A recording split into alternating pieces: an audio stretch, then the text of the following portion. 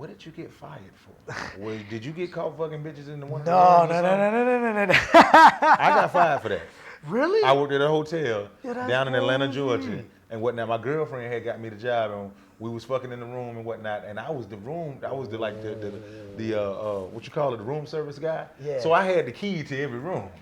What? Yes. I mean, I've had keys to every room, but I've never done nothing like I did that shit. We was drinking out the mini bar, all that shit. I was acting like it was our shit, and I That's felt crazy. horrible when I got fired. Yo, what's up? This is Josh Jacobs, and you're watching Thisis50.com with Jack Thriller and me, Josh Jacobs. You heard?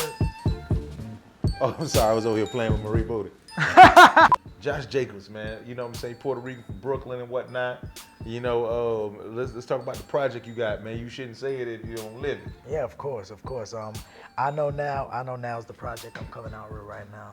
Mm-hmm. It's very introspective. It's very looking deep inside of how I think and my upbringing, how I was growing up, what the thoughts were, that thought process of, you know, growing from a boy into a man and going through the little trials and tribulations as far as my self-esteem and, you know, self-sabotage and things that I went through when I was depressed from around age 9 and on.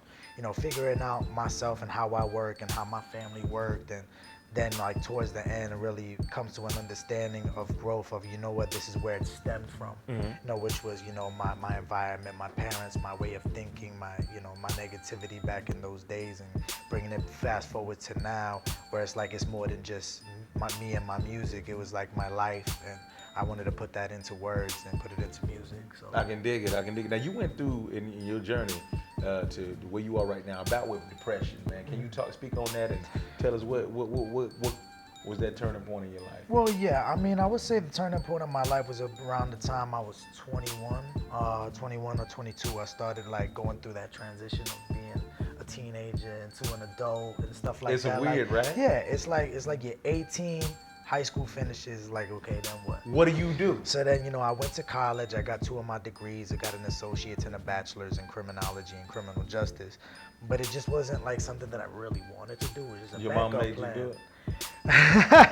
I mean, I wanted to do it. I really wanted to make my parents and my grandmother proud. So it's like, and also to have a backup plan. God forbid the music didn't work out. You know, I would like to think of myself as educated, and I love the fact that I am educated because it honestly helps me in my music and the way I make my music, the way I write my music, the way I put my speech and my vocabulary in my music, the way I think about the world, because a lot of my studies were built on that. So around that time, that transition, when I hit 21, I was like, damn, like what's, you know, I'm an adult now. I'm not a kid anymore. And I can't keep talking about the same things. I can't keep living in the same patterns that I've been for so long. You know, that depression really hit rock bottom when I got fired from my last job. And I was like, around that time, I was distraught. Like, I was like, you know, I don't know what to do. I was working at a hotel. How much were you making an hour? I wasn't making crazy money, but And it was you got something. depressed over that shit? Yeah, Working at Holiday Inn? Yeah. You know what is funny? It's not even about the money at that point. What it really boiled down to, and especially for me, was about that feeling of, you know, being rejected and doing something wrong, and then you just got let down. Like for another time, like when you get let down in depression, it's really like a letdown. It's not just like a regrouping. Okay, you know, that's it. I'm done. I'm going to the next one. It's like really like, holy shit, I'm let down. I let people down. I let myself down. I let the world down. I let my parents down. And then you really feel like that lowness. But in that lowness, there's a beauty, in my opinion. And it's like, you know, you start to really think about, educate yourself on, you know, why do I feel this way? So around that time, it took about 2 to 3 months to like think and read. So I started reading a lot of books, you know, as far as like, you know, Superhead? Yeah. No. Like Awakening the Giant Within by Tony Robbins, and success books. Yeah. Like real success books, you know, how to meet friends and influence people, and, you know, real self-introspective books. Friends. How to meet friends and influence people was one of the biggest, like. You had a problem making friends? No, but it's really about the fact about, you know, how to learn how to communicate with people and how to get people to be interested in you and like you and actually follow you. And it teaches you more about yourself and things that you may want to alter that may better you for the future. So I read a bunch of books like that and started listening to podcasts and came to a conclusion that like there's a lot of shit that a lot of people go through that's the same with as me. Whereas like I'm not the only one. There's millions and millions of people that go through the same thing, but it's like nobody talks about it. It's like almost taboo to speak about the truth and how you feel. So I kind of came to that point was like I want to put that into my music. Let me be introspective about myself and think about the things that I think about, how I see things, my wisdom on things, how I saw things and how I see things now. And that's really what that album encompassed was how I was seeing things then. What was like, about how I saw love, how I saw my family, how I saw myself, how I saw the demons that really like made me slow down, kept me stuck and in a place of stagnance. And my growth since then. So I would say like this is like the first stage of my life and my introspectiveness, and now the next one is like, okay, now on my next project I want to show my wisdom of what I learned from that. Things are finally starting to take off. Like I pushed my foot to the gas pedal and touched the floor, and before that I took the brakes off. So ain't no stopping me. I be going straight into 8 walls since the kid is going AWOL, and I leave the block taped off. How am I to blame, dog? Putting my name in your mouth like the secret South, but I play ball. I'm speaking out of my defense. There is no evidence for you to hold against me, cause if you ain't see it, it ain't happen. You dudes are Ray Charles. Let me use some facial metaphors to get my point across, like Rondo in the fourth tossed to John Wall in the court. You're lying like your upper lip just touched the tip of your nose, but I snuck under it and made off with some gold like I made off, get it? Rewind that back before you go and move on to the next line. I'd put it all in your ear with no lube on, cause that a mind fuck. I'm lighthearted, but I spit that dark shit like vitiligo. Other words, my raps got 2 tones.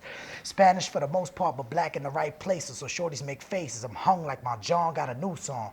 Hold this track the fuck up, I'm getting my John Q on. It's a rap for your head, get your Erica Badu on. See, I ain't gotta be from the gutter to utter words that'll smuggle the biggest bluffer that act like he put in work. So play your cards right or fold. Either way, I'm taking over. Take your Lady Gaga to poker face with my whitey bulger. Let me chill. I don't mean that shit sincerely. I just love playing with words for the dudes that have yet to hear me. I spit positivity in my raps that if you come hear me with that crazy talk, I'm making sure all of you rappers fear me. See, the scary part is I got the element of surprise like every horror flick. The end always comes, but I never die. They be making 100 sequels and prequels of when I seep through the cracks and come back with a vengeance and attack like the measles. Acting like I came out of nowhere, but I always been a threat. You quiver at the sound of my voice and jump in my intellect. So when I'm interjecting your statements, expect a kick in the face and any expendable cases. I'm Jason Statham. So don't make a rash decision or come at me like you chafing. Cut the bullshit or I'm scraping you turds up like an abrasion. Man, a little something. God damn. You put a noose on your John and let it hang? That's all right. Man, is there anything you want to say to Thisis50, man, before we get up out here, man? You official tissue, man. Yeah, Josh Jacobs, man. I fuck with you. Yeah, I just want to say thank you so much for the opportunity, Jack. It's been a pleasure. I've watched you, from 16 Bars or Better to jackthriller.com, and I've had my videos featured on your blog, which is a blessing to me. And I really want to thank Thisis50 for having me. And I want to shout out to everybody who supported me and my support here, Marie Driven. That's my baby. I love you.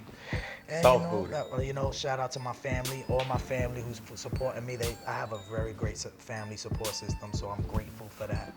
And that's about it. Well, like I always say, you just can't say you're really something. You got to be, man. We over and we out of here.